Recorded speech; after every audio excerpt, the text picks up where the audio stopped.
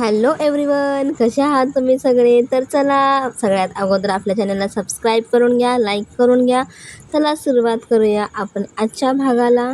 तर सगळ्यात अगोदर अन्नपूर्णा आजी बाहेर येतात आणि त्यांचा पाय दुखत असतानाही त्या कॉलेजला जाण्याचा आग्रह करतात. तेवढ्यात कामिनी आणि रागिनी बाहेर येतात. कामिनी आणि रागिनी बाहेर आल्यावर कामिनी आणि रागिनी तिला बोलतात, अगं तू कुठे चालली आहेस? तुला खूप दुखते म्हणल्यावर तू कशाला एवढं जातेस? असं म्हणून कामिनी असते ती तिला बोलते की नको जाऊ तू कॉलेजला, तुझे जे ग्रेडचा मीटिंग आहे ती मी करते. असं म्हणून कामिनी आणि रागिनी तिला हे करतात का. आणि रागिनी बोलते, अगं आई तू असं का केलंस? तर कामिनी बोलते, अगं तू वेडी आहेस का? आता हे सगळी जबाबदारी माझ्यावर आली म्हणल्यावर हे सगळा पैसा आपलाच, मध्ये जे पैसा येतो ते त्यांना सांगायचंच नाही. असं म्हणून त्या दोघीजणी प्लॅन करतात. आणि मग ती बोलते, आई तू कसली भारी आहेस गं, तुझे असल्या आयडिया तुझ्या डोक्यात येतात कशाच?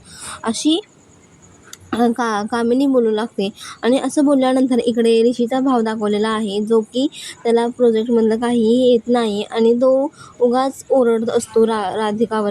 तिला ओरडत असतो की किती चहा गरम दिलाय, गरम द्यायचा होता ना, तुला कळत नाही का? असं तिला ओरडतो. आणि मग ते बोलते, ठीक आहे गरमच आहे, तरी पण मी गरम करून आणते. असा राग तिच्यावर ते काढतो. मग ऋषीची मम्मा येते आणि ऋषीची मम्मा त्याला ओरडते. त्याला बोलते, तू बस इथे. आणि तिला समजावून सांगते की तुला जर नसेल प्रोजेक्ट हँडल होत तर तू त्याच्यासाठी कॅपेबल राहा, तू जरा त्याच्यासाठी प्रोग्रेस राहा. त्याला समजावून सांगते तर ते तिच्यावरतीच भडकतो. कोण? रोहित. आणि तिला ओरडायला लागतो की ठीक आहे ऋषीला बोलव, ऋषीकडूनच जमतं नाही, मी काय करतो, माझी मेहनत तुला दिसत नाही. असं खूप खूप ओरडून तिला ओरडतो तिच्या मम्माला, ऋषीच्या मम्माला.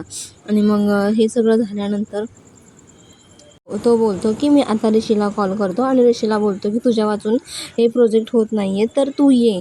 तर त्याची मम्मी बोलते की मी असं काहीही नाही आहे बोलले, मी फक्त तुला बोलते की तू जरा जास्त लक्ष दे आणि चांगलं कर. आता ऋषीने जे प्रोजेक्ट केले ते त्यांना आवडले होते, आता नाही आवडत त्याला मी काय करू?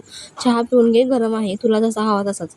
इकडे प्रिन्सिपलकडे आलेल्या असतात अनिका आणि ग्रॅनी आजी बोलते की तुम्ही माझ्या नातीला सॉरी म्हणायला लावलं, असं प्रिन्सिपलला बोलते. इकडं अनिका बोलते, हो आजी, यांनी मला सॉरी म्हणायला लावलं, ते पण एका शिपाईला. असं बोलून तो अनिका खूप काही बोलते की सगळ्यांसमोर मला त्या कमळीसोबत असं मला करायला लावलं म्हणून. इकडे प्रिन्सिपल काका बोलतात की मी नाही आहे, मी जे आहे तेच बोललो आणि सगळे कमळीकडून साईड घेऊन बोलत होतात म्हणून मी पण तसं बोललो, पण मी आता निर्णय चेंज करू शकतो एवढं सगळं बोलून. आणि अनिकाची आई बोलते, हां मग तो 2 कवडीचा शिपाईला माझी मुलगी सॉरी बोलणार? ठीक आहे ना, हाणलं म्हणून कानाखाली, एवढं काय झालं? असं बोलतं. मग शिपाई बोलतो की ठीक आहे, तुम्हाला जसं योग्य वाटतं तसं मी करतो. सॉरी, प्रिन्सिपल बोलतात. मग इकडे कामिनी आणि रागिनी बोलायला लागतात की तुम्ही जे सगळे शिपाई आहेत त्यात सगळ्यांना बदलून टाकायचं. असं अनिका, कामिनी आणि रागिनी करतात आणि प्रिन्सिपल सर पण त्यांचं ऐकतात. इकडे सगळे आतमध्ये येत असतात, कमळी, निंगी, सगळे विद्यार्थी आतमध्ये येत असतात. तर तिकडे शिपाई काका चेंज झालेले असतात. ते सगळ्यांना ओरडत असतात की ज्यांनी आय कार्ड नाही घातलं त्यांनी आतमध्ये यायचं नाही. असे सगळ्यांना ते बोलू लागतात. कोण? शिपाई काका. मग निंगे आणि कमळी एकमेकांना बोलू लागतात की बाबा शिपाई काका गेले कुठे?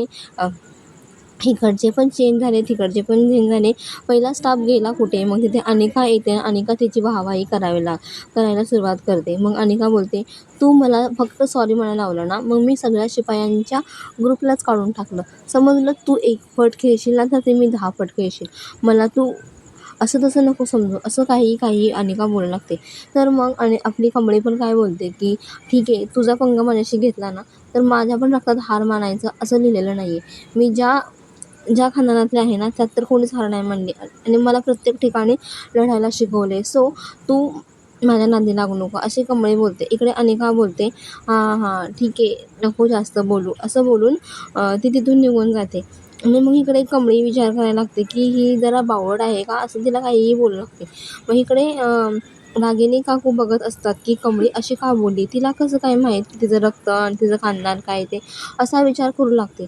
तेवढ्यात कमळी अनिकाला बोलत असते. मग सगळेजण बोलतात, चांगलं केलं कमळी तू. मग इकडे कामिनी विचार करू लागते की बाबा अनिका असं कसं बोलू शकते. आणि बोलल्यानंतर मग ती तिथून निघून जाते आणि निघून गेल्यानंतर ती खूप घाबरलेली असते की कमळी असं कसं बोलू शकते. याच विचाराने की कमळीला माहीत पडलं की ती कोणाची मुलगी आहे आणि जर ती माहीत पडलं असेल तर ती अशी शांत नसते बसली. तिने हक्क मागवायला आलीच असते. असं म्हणून तिकडे रागिनी जातात. इकडे ऋषी आणि कमळी एकमेकांना बोलत असतात की तू सगळं काही करू शकतेस असं ऋषी म्हणतो कमळीला. मग तुमच्या सुखरूपासाठी ते बोलतात. तुम्हाला कळत नाही आहे का कानून कायदा काय असतो ते सांगतात तर ऐकून घ्या ना. मग तिकडे ऋषीची मम्मा पण गाडीतून बघत असते आणि मग हे सगळं बघताच ऋषी बोलतो की ही आहे माझी कमळी.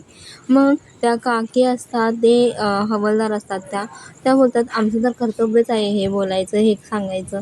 पण बरं झालं तू आलीस इथं असं काही म्हणजे असं बोलून ते तिथून संपतात. तर अशाच नवनवीन एपिसोडसाठी आपल्या चॅनलला सबस्क्राईब करून घ्या, लाईक करून घ्या.